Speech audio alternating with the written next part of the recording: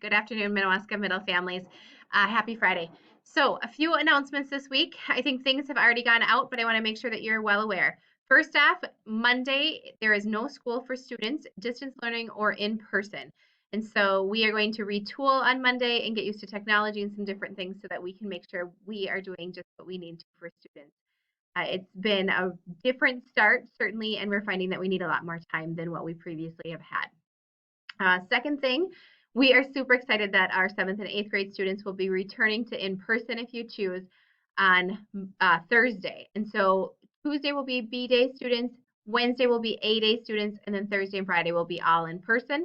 We're working here really hard to figure out how do we move about and do the things that we need to make sure that we are safe here as well. And so we're super excited. Again, on Thursday, all students will be in person. Uh, we are looking at homecoming, and the homecoming court for 9 through 12 was announced today. Homecoming will be October 5th through the 9th. There's much more that will come out, and we're really looking at how do we make sure that we're safe in this environment.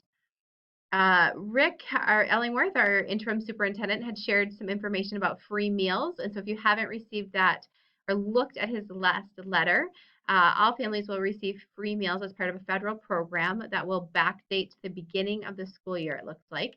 And it will go for as long as we have the money. And so it sounds like the grant will run out either around December, something like that.